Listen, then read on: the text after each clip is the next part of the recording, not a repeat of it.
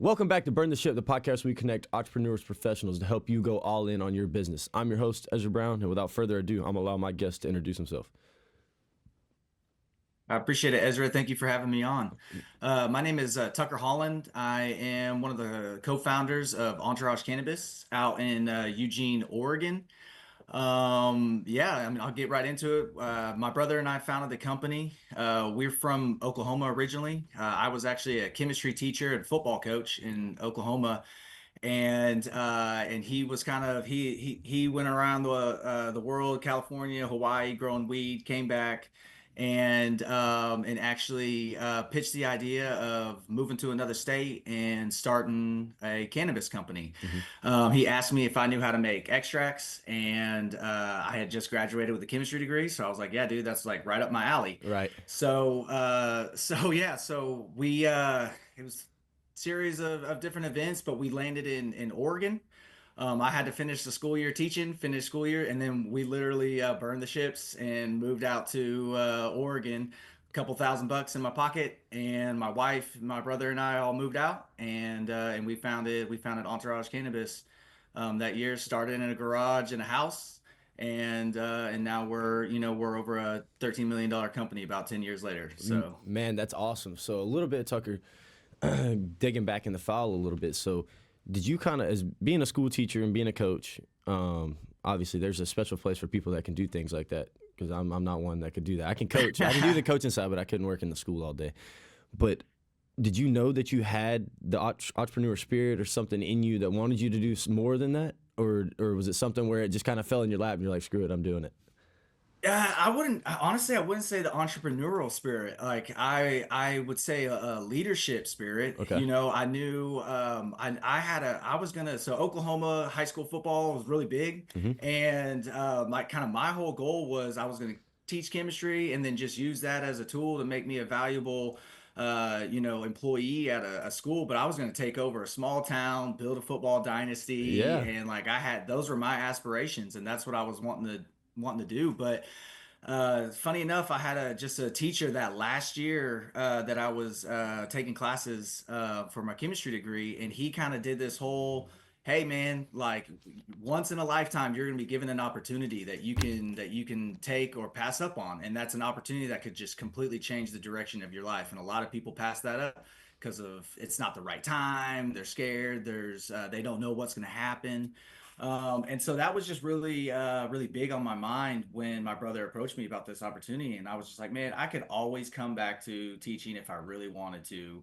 Um, but, uh, but yeah, I just took that opportunity when it came, and then, a million problems later, a million little challenges that we solved later, we're here where we're at now. So yeah. Absolutely. And then what kind of drew y'all towards the cannabis world? And also, I like that quote too of what that teacher said, because we'll come back to that too. But Cool, what kind of cool. drew y'all into the cannabis world? So it was actually my brother.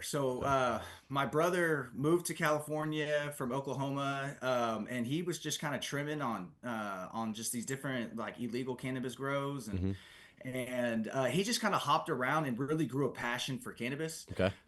itself. I was a college football player, and I used cannabis just kind of from a medical. We couldn't drink a lot. I didn't want to drink Right. that would help, and so cannabis was something for me that I could use a little bit of cannabis and then wake up the next morning, go to workouts, Yep. go to school, like do all the things that I needed to do. So I was passionate about it just from that regard, but he learned everything about the business side and growing and kind of doing all that. Mm-hmm. And then, but that was all underground. And so when he came back to Oklahoma, he was working a normal job, sales, and eventually just kind of came to me. He was like, dude, I am passionate about this. Like, I want to do this. Do you want to do it with me? Right. And that's when he was, do you know how to make extracts, and kind of pitched that idea, pitched the business to me. And we were just like, dude, we're brothers. Let's go, Yeah. let's go do it. And then we just started shopping states, like Okay. which state was better for us to move in and start a business. And Oregon was just one that was great for us to start in. And so yeah, at one point we literally just like packed the bags up, quit our jobs, and moved to Oregon. Yeah. And That's crazy. That is an insane story. And then landing in Eugene, how long have you guys been there?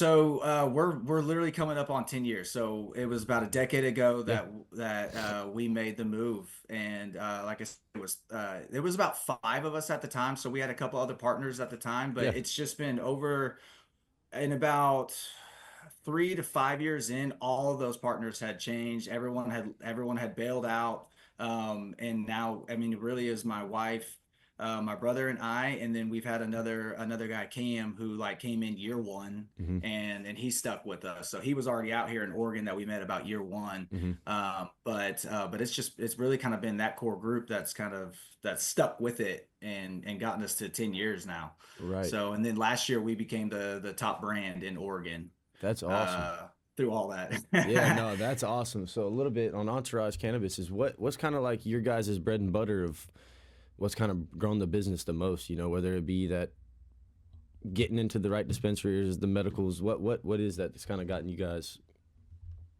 Yeah, so our brand, our customers, the everyday smoker. okay. We make products for the everyday smoker, and our we have a hyper focus on quality, Okay. quality control. All the products that we do, it's all about when a customer uses one of our products, we want them to remember that as an experience every single time. And so we've spent just a huge amount of time on every quality control process Yep.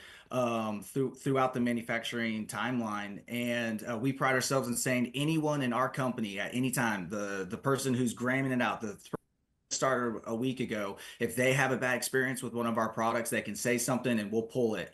And it goes through like a whole nother route of like checks and stuff. But basically, we don't put out a bad product to the consumers. Oh yeah. And cannabis consumers are really picky, man. If they go out and they spend $60 on a product and they have a bad experience, they're gonna drop you. Right. They're gonna go to one of your other brands. And so a focus on that, and then a focus on clean and healthy products.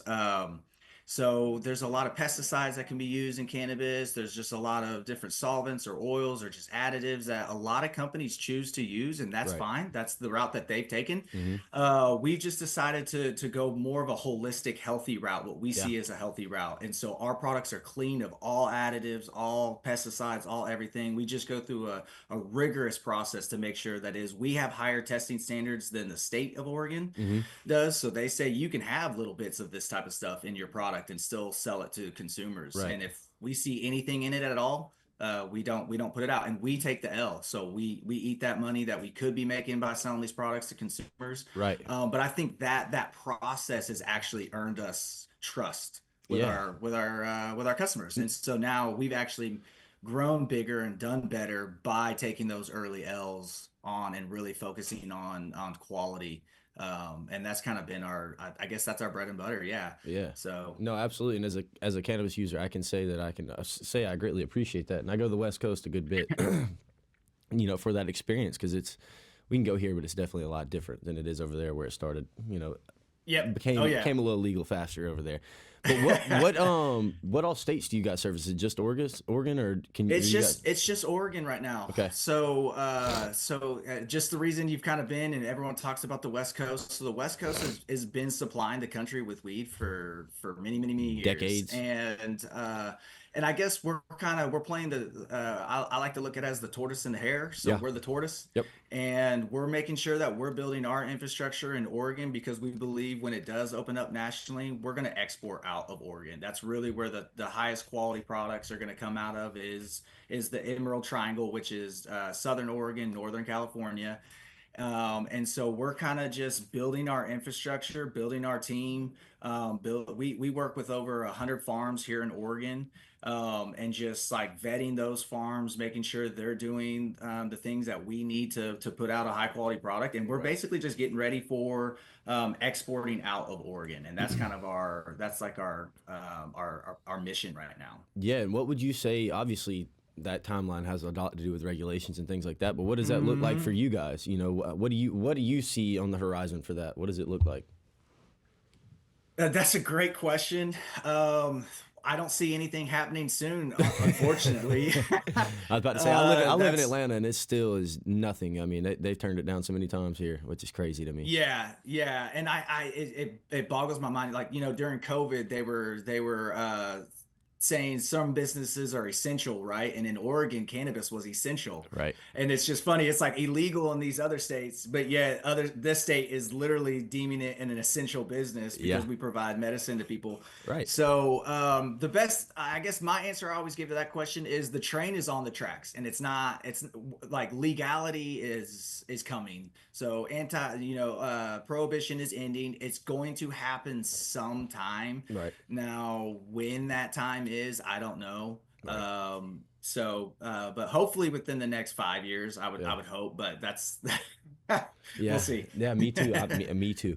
And then what would you say? So this is a weird question that I have. So my uncle is in the soil business for cannabis, and doing like the what's it called, like greenhouse grows type deals. He Okay. started in Alaska. He lives in Anchorage now. It's where they moved there from Atlanta 15 years ago, 20 years ago. Yeah, probably about 20 years ago now. Yes, while I was younger. But what do you guys kind of?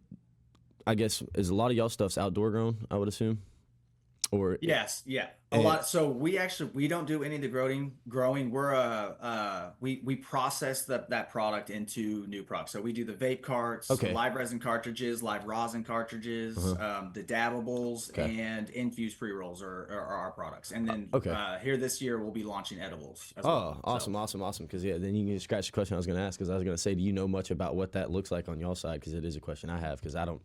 for what? Me and him don't talk a lot about that soil side and like what special stuff y'all that Yeah. has to make a plant grow, the right way, or make it with like you got this genome plant growing, but you want it to Yep. have this type of flavor. You put it in this type of soil, whatnot. I don't know if that has any effect on that. Soil is huge. Soil Yeah. is huge. We like to look at cannabis is a lot like wine. Yeah. So like depending on where it's grown, especially the phenotypes, the genome, all that type of stuff has a huge effect on the final product of that flower. What terpenes are actually present in Mm-hmm. different ratios.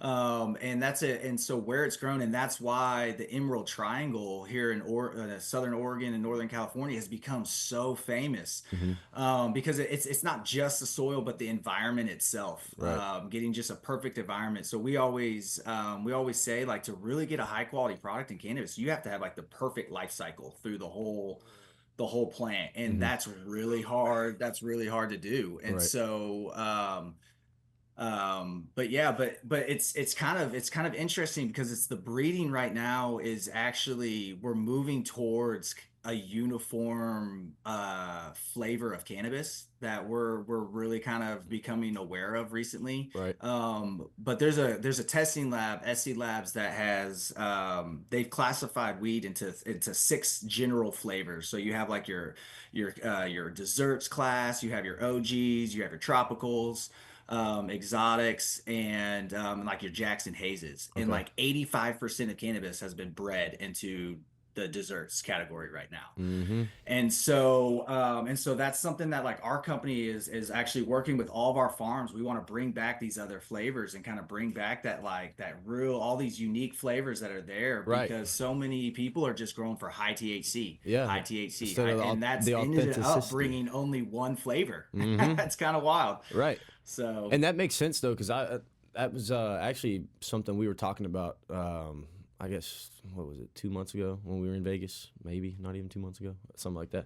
But we were sitting there, me and my pops were talking about it. We're just saying like, man, you can't tell the difference in this shit. Like it's yep. the same thing from your one strand all the way to this other one, and it tastes the exact same. And they could be there could be a 30 or a 15%, 20% difference in THC content inside of it, but it tastes the same. And it's not like you get that natural flavor anymore. It's almost like a artificial feel to it. It is. Yeah, and that's terrible. Yeah. And I think the more we have just these massive companies that, has that decisions are being made in this like distant boardroom about what people are smoking, Right. they're looking at a spreadsheet to make strain decisions, and what are they gonna be growing in these massive, indoor grow ops and Yeah. all that.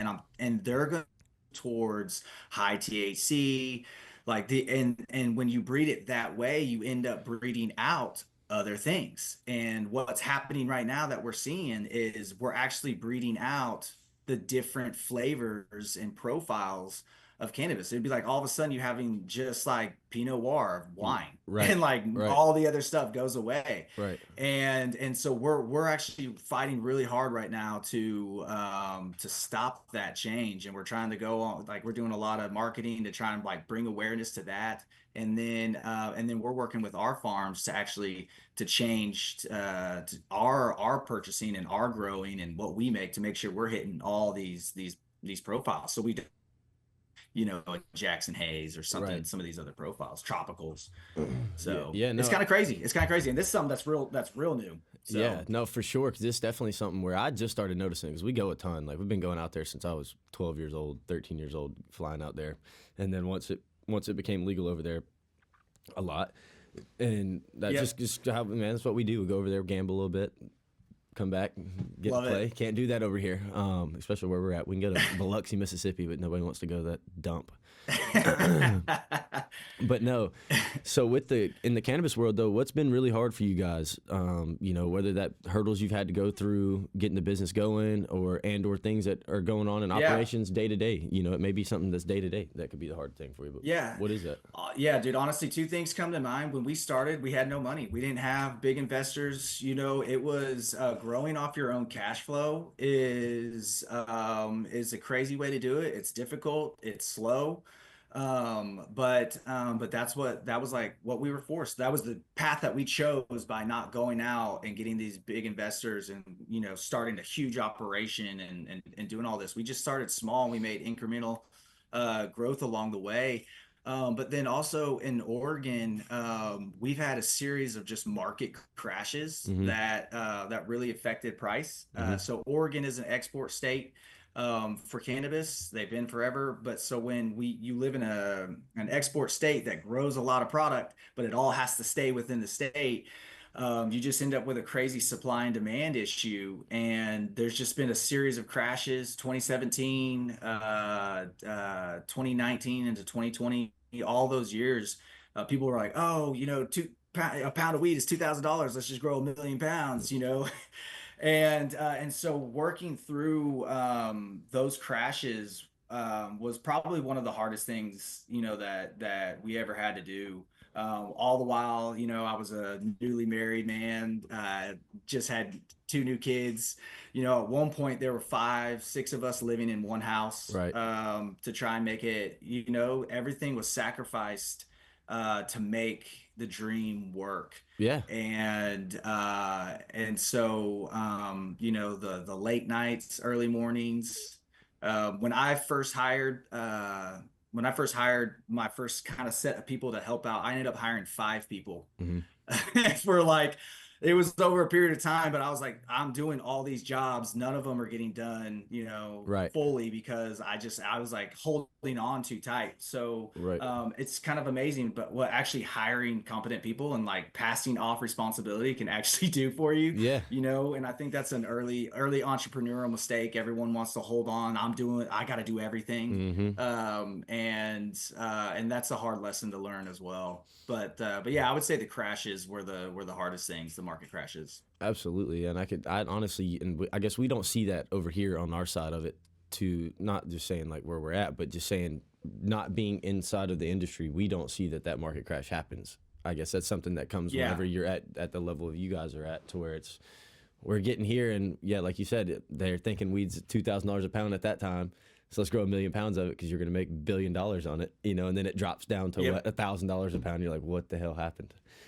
It's kind of a joke in the industry now, because every state kind of goes through their own, Yeah. when a state becomes legal, like, people start getting licenses, and really early on, it looks amazing. Like, oh man, like if we just start a dispensary, if we just start a grow, like we're gonna be wealthy, because you're looking at prices in the market at that time, Right.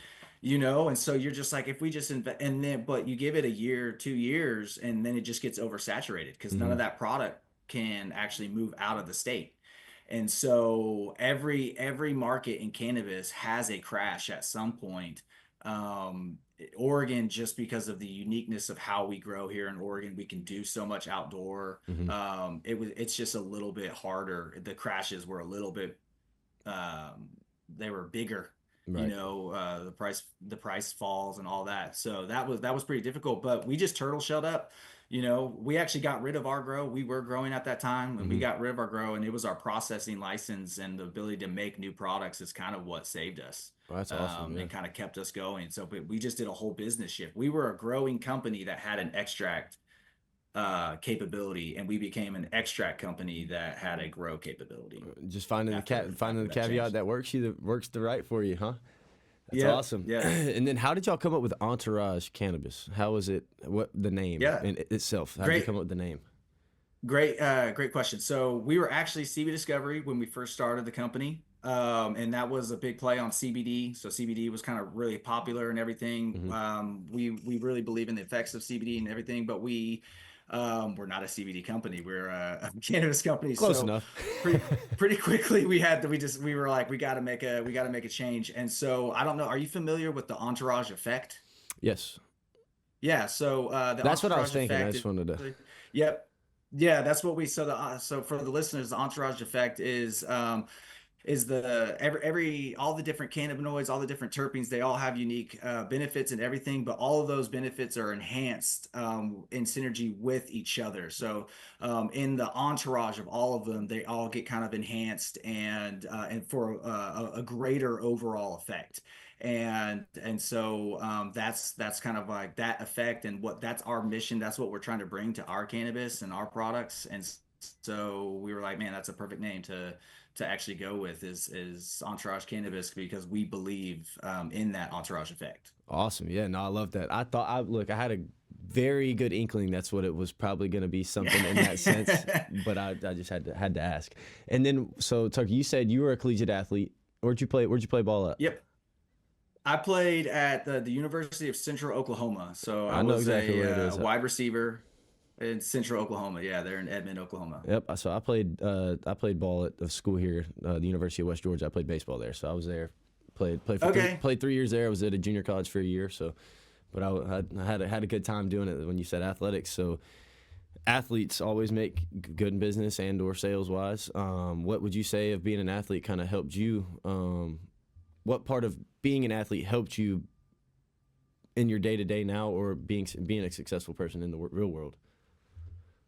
That's a good question. Honestly, the I think the ability to take feedback, Hmm.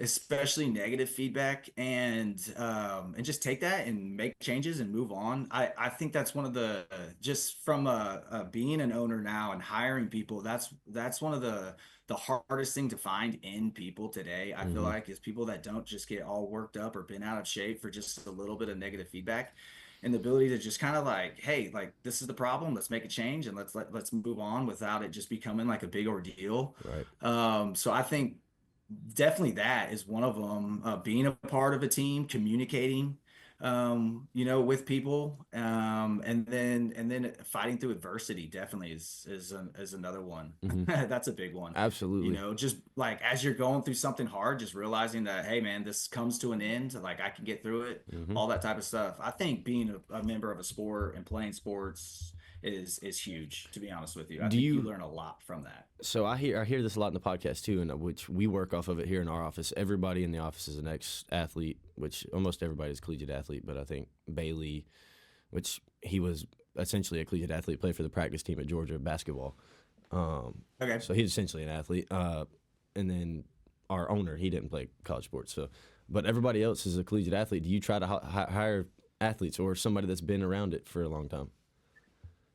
Honestly, not no, but I don't feel like we've gotten to that level of hiring. Right. So most of our hires are entry level, Hmm. and we're just trying to get people that can come in and get to work on Yeah. time, and Yeah. and kind of do that and do those. I think athletes are obviously they're big a part of that, but that's actually a great question, because I can definitely, that's something maybe we need to take a look at, and just be like, hey, that's a good question to ask, because I think you do see some positive benefits from that. Right. There's that's Yeah, great that's question. what we talk about it now, because they were saying something about it when I got hired on about 2 years ago. They were just saying like, yep, well, there's another one. Well, you'll know you'll be around, because the ones that aren't collegiate athletes typically don't last in our industry. Just from it's a lot of hardships, man. Yep. You get told no a lot, so you got to listen to it. But Yeah. they were just saying like, it's just because it's competitive nature. Like, it's athletes are the best of the best, or they're the worst of the worst. Y'all don't have the in between. It's like, you'll actually get out and do everything you're gonna do, or you ain't doing nothing. You got to have somebody kick the rock over for you all the time. Like, and Right. it's not gonna be for you. You know what I mean? But I was like, you know what? When I think back on it and look at it, I'm like, I did have that one teammate that wouldn't get out of bed for 3 days. Like, we're at workouts and he shows up 10 minutes late. Shirt looks like it got out of a Pringles can, and everybody else is in there doing the right things, and you watch that one dude get yelled at, messes the mojo up of a whole roster though. Oh yeah, oh yeah. I bet you could look back at your roster and you could probably pick the people that are successful in life Yep. based off of like how they approach sport Mm-hmm. and like the team and like all that. And you could probably pick the ones that may not be as successful. Guarantee it. Now that we're thinking about that, I'm going to look at it and do that probably right after the podcast. 'Cause I haven't really looked at it that way, but we're all 3 years graduated, 2.5 years, 3 years graduated, so I could definitely get some good feedback on that. That's a pretty good one.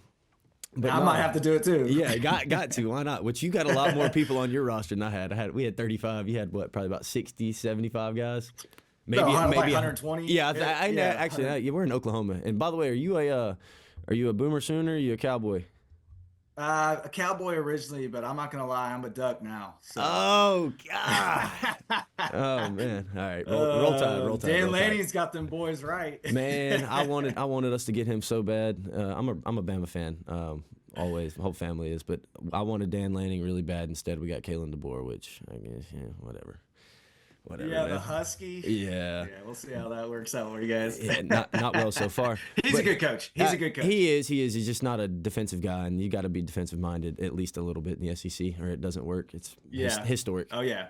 But no. So Tucker, I got two questions for you. So say we get this thing rolling. Cool. We're gonna say 10 years from now. All right, you gotten to where you and your brother got this thing rolling, where y'all don't even have to come in. It's no hands on, no nothing. What is that you want to do with your time? Whether it be, look, go back and coach. You can still go back and take that Titletown dream. Imagine doing it in Oregon and then becoming that big team. Yep. But or you want to go ride a bike? You want to go drive a car down the coast Route 66 up and down the coast of California? Like, what is it that you want to do with your time? Yeah, that's a great question. Honestly, so my wife and I, about 5 years in, were able to finally take a honeymoon. We went to Belize. We saw the Mayan ruins there, and we kind of got this tick for, dude, we want to go see like ancient ruins, and there are some really cool ones all over the world. So that's like our dream, is to actually be able to just kind of go out and travel and we're active travelers, so we want to get out and walk and go do these things and see these places, and go to places that just the average person just doesn't get a chance to really get off the beaten path and go to. So be able to just get away and see the different places of the world that's our dream. Yep, So, I can. That's man of my own hurt, because that is exactly what I like to do. Which I got it spoiled of it, because my parents traveled a ton my whole life. So, and I've luckily got to go backpack with them on a bunch of the trips. So it's been a blessing. And so now that's what I like to do with my time, is travel. Like on the weekends, I try to get anywhere I can. Like during, if it's hunting season, I go to Tuscaloosa, because we got a 1,100-acre farm there, and I go out there hunting and go gallivant on the college town while I'm still 25. Well, I can. there you go. But Nice. The traveling part's awesome, and then that's something we do a lot here. Is my boss, the founder of our company, is actually just left yesterday. He's in Peru. He's going to do the. Oh yeah, so Machu Picchu. Yep, he's going to Lima. Then they're going to Cusco, Machu Picchu, and then there's one other place they're going to. I don't even know the name of it though. We was looking at it yesterday on the map before he left. I bet it's sweet. I saw one package that you did that whole route, and then you finished in like the Amazon, and you like spent a couple days with like a tribe. Like you bring them supplies as like payment. So that might be like, exactly so what sick. they're doing. It's him and his best friend. His best friend does like the went and did the whole Appalachian Trail by backpack. He lives in Colorado. He lives in Moab is where he lives at. Okay. So, and he's from here, but they grew up with my parents. But that's what they were going to do. And he came over to the house a couple weekends ago. The founder of my company, and he was sitting there. Him and my dad were shooting the shit, and he's like, "Dude, I'm going to Peru." And my dad goes, "What?" He goes, "You're going to Peru?" He goes, we're backpacking it too. Like, we're taking just 55-liter bags and backpacking it through. I was like, Love it. I was like, Love it. that's freaking awesome. My dad goes, "Yeah, you won't catch me doing sick. that." But the last thing I got for you, Tucker, is, burn the ship. We got burn the ship from, I don't know if you know, being a teacher, whatnot. You're slightly educated. Would be Slightly. Yes, would be Hernan Cortez landed in modern day Mexico, pretty much about Tulum, and made his men disassemble their ships and burn all that on there and take their supplies off. And as their sense they were going to make it there and die trying. You and your brother have the legitimate, perfect burn the ship, analogy. What was it like burning the ship, packing up from a job you have great benefits, you got a living, you've been dreaming of this your whole life, you're getting working towards it, and the next thing you know, you're up and moving to Oregon and start a cannabis company? Yeah, dude, the ultimate anxiety. Like, I think my mom visited us the first year, and at one point she pulled me aside and she was like, "What are you on? Like, what drugs are you taking?" And it was like, because my face was, everything was sunken, Right. stress and all that. But I wouldn't change it. Like, Yeah. it was scary. It was hard. And honestly, we had a lot of people that bailed. Like, we had partners that went back to Oklahoma. They were like, screw this. Mm-hmm. But probably the most fulfilling uh things I've ever done in my life. I mean, being able to take that chance, like, no one can take that from me. No one can come in and say anything about the work that me and my brother and my wife put into this. And, Right. and Cam, I mean, he joined real early. No one can take that away from us because, I mean, it was just a belief at that time. Right. And I got to give mad props to my brother because he's always been the move more, move forward and Right. just, and like, gotta believe. And so that's really what it is. But it was scary, man. There was a lot of times where you're sitting there and you're like, what the hell am I doing? Right. You know what I mean? Right. And just like, Yeah. I had that good thing. And like, but yeah, honestly, the fact that we moved across country, there is that aspect of like, dude, like, it ain't easy to just go back. Right. And so, like, there is a level of, like, I feel like we were kind of lucky that we burned the ships, Right. and that we quit our jobs and everything, because it's not hard to make that change. I mean, it is hard to make the change and go back, Right. and sometimes that's just enough to kind of keep you going and keep you fighting, Yeah. No, I love that. to keep pushing forward. So yeah, No. I resonate with that because I had heard that story, and that's why I was aware of it, because I was like, Yeah. I can't remember, it was a few years ago that I heard it. I was like, dude, that was us. That was like, we literally burned the ships Yeah. Man, to move out from Oklahoma to Oregon and start this company. it So is insane, man, and congratulations to you guys for being, coming up on 10 years. That's, man, any business that makes it over 3 years is a successful business to me. Just because we see them all the time here, and what we do, all we do is talk to business owners, not on the podcast essentially, but just in life. That's my day-to-day life, is talking and calling people and door knocking, essentially, if I'm not doing this. And yeah. I can appreciate people like you that have sat there, went through the highs and lows and stayed through it all and got to see some success. Is super awesome. And Appreciate it. Tucker, tell the people where to find you guys online and anything like that, so that way we'll put it in the description too below. Oh, awesome. Yeah, the company is Entourage Cannabis. You can find us at entouragecannabis.com. Our Instagram and everything is at Entourage Cannabis. I'm the Bearded Sith on Instagram, and that's where you can find me. But I'm on LinkedIn, Tucker Holland. So Entourage Cannabis, our company's on LinkedIn. So those are all great places to find us. Awesome. Yeah, we'll have those down below. And thank you guys, and burn the ship.